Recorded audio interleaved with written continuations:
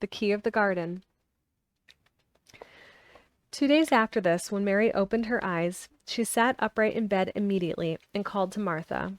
"Look at the moor! Look at the moor!"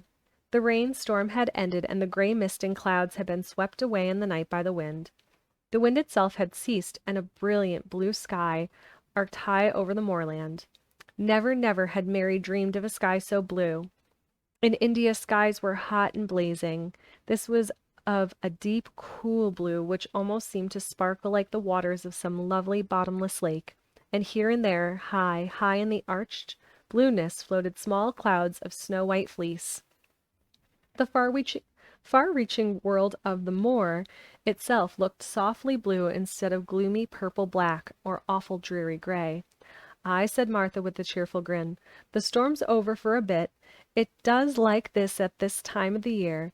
It goes off in a night like it was pretendin' it had never been here and never meant to come again. That's because the springtime's on its way. It's a long way off yet, but it's comin'." "I thought perhaps it always rained or looked dark in England," Mary said. No," said Martha, sitting up on her heels among her black lead brushes. "Nowt o' the sort." "What does that mean?" asked Mary seriously. In India, the people of India spoke different dialects, which only a few people understood, so she was not surprised when Martha used words she did not know. Martha laughed as she had done the first morning. "There now," she said, "I've talked broad Yorkshire again like Mrs. Medlock said I mustn't. Nowt o' the sort means nothing of the sort," slowly and carefully. "But it takes so long to say it. Yorkshire's the sunniest place on the earth when it is sunny. I told thee that like the moor after a bit. You just wait till you see the gold-colored gorse blossoms, and the blossoms of the broom, and the heather flowerin', all purple bells, and hundreds of butterflies flutterin', and bees hummin', and skylarks soarin' up and singin'. You'll want to get out on it at sunshine and live out on it all day like Dickon does." Whew, you're killing me here. "Could I ever get there?" asked Mary wistfully, looking through her window at the far-off blue. It was so new and big and wonderful, and such a heavenly color. "I don't know," answered Martha. "Thou never used the legs since thou was born, it seems to me. Thou couldn't walk 5 mile. It's 5 miles to our cottage." "I should like to see your cottage." Martha stared at her a moment curiously before she took up her polishing brush and began to rub the grate again. She was thinking about the small, plain face did not look quite as sour at this moment as it had done the first morning she saw it. It looked just a trifle like Susan Ann's when she wanted something very much. "I'll ask my mother about it," she said. "She's one of them that nearly always sees a way to do things. It's my day out today, and I'm going home. I'm glad. Mrs. Medlock thinks a lot of mother. Perhaps she could talk to her." "I like your mother," said Mary. "I should think thou did," agreed Martha, polishing away. "I've never seen her," said Mary. "No, thou hasn't," replied Martha. She sat up on her heels again and rubbed the end of her nose with the back of her hand as if puzzled for a moment, but she ended quite positively. "Well, she's that sensible and hard-workin' and good-natured and clean that no one could help likin' her whether they'd seen her or not. When I'm goin' home to her on my day out I just jump for joy when I'm crossin' the moor." "I like Dickon," added Mary, "and I've never seen him." "Well," said Martha stoutly, I've told thee that the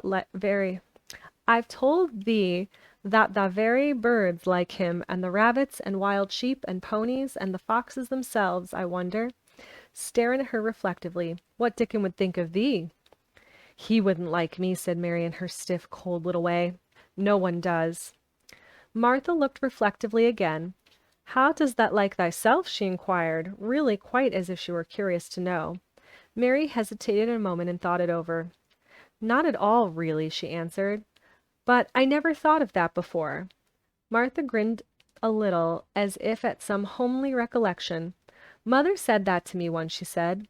"She was at her wash-tub, and I was in a bad temper and talking ill of folks, and she turns round on me and says, 'Thou young vixen, thou, there thou stands saying thou doesn't like this one and thou doesn't like that one. How does thou like thyself?' It made me laugh, and it brought me to my senses in a minute."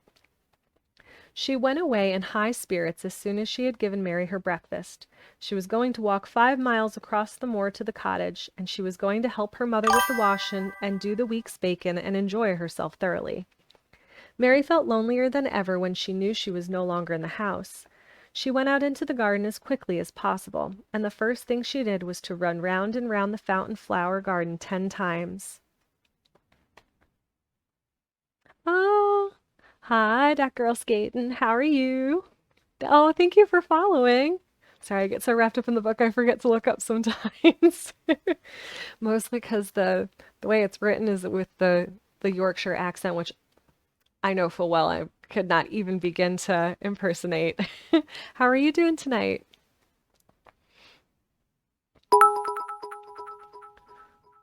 Ooh, thank you. Oh, I'm getting used to all the lingo. Everyone calls them biddies sometimes because it rhymes with titties, and I think that's very fun.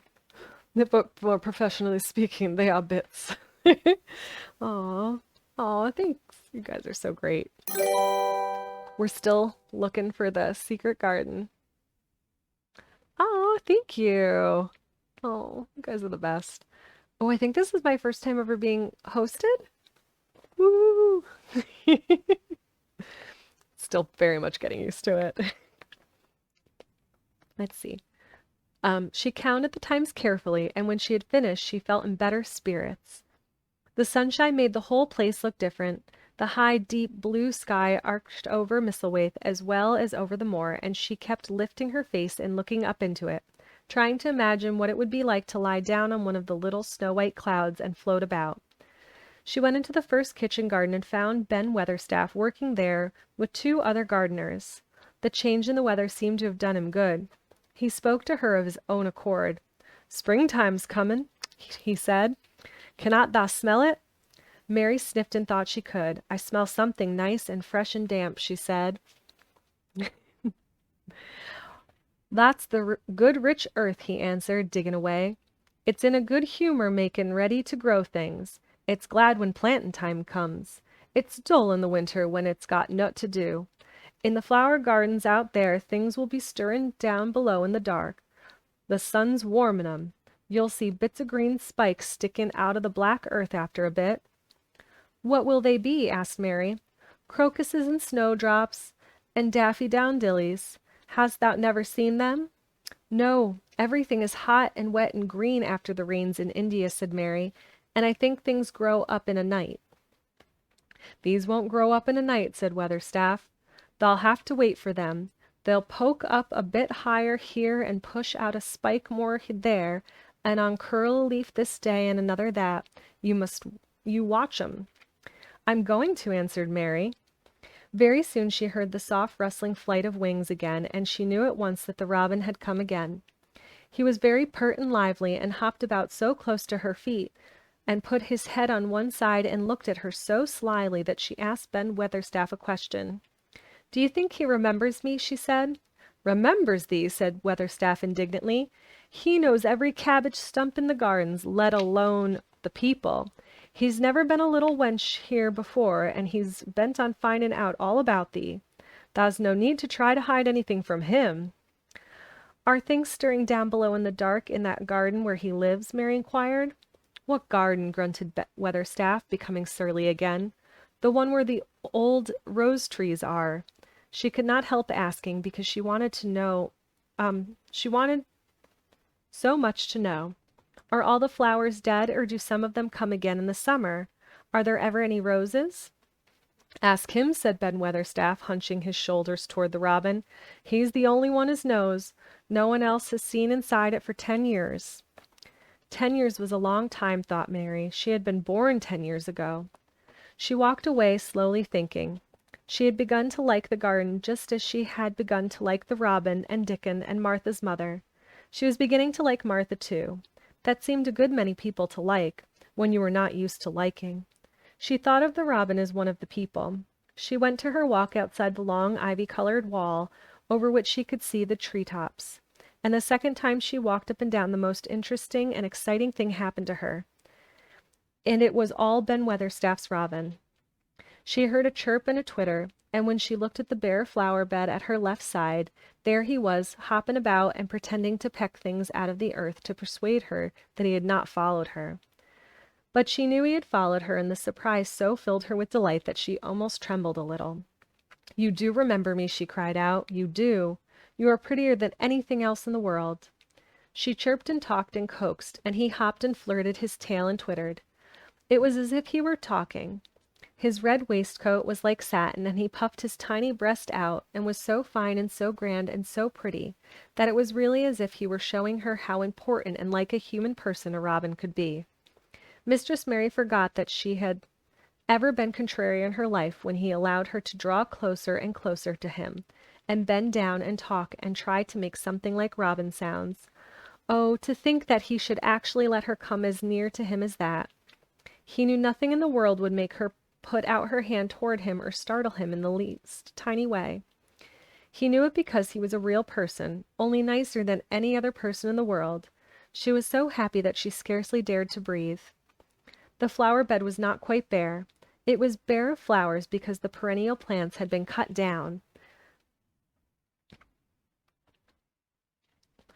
for their winter rest. But there were tall shrubs and low ones which grew together at the back of the bed, and as the robin hopped about under them, she saw him hop over a small pile of freshly turned up earth. He stopped on it to look for a worm. The earth had been turned up because a dog had been trying to dig up a mole and had scratched quite a deep hole. Mary looked at it, not really knowing why the hole was there, and she looked and saw something almost buried in the newly turned soil. It was something like a ring of rusty iron or brass, and when the robin flew up into a tree near by, she put out her hand and picked the ring up. It was more than a ring, however. It was an old key, which looked as if it had been buried a long time. Mistress Mary stood up and looked at it with an almost frightened face as it hung from her finger. "Perhaps it has been buried 10 years," she said in a whisper. "Perhaps it's the key to the garden."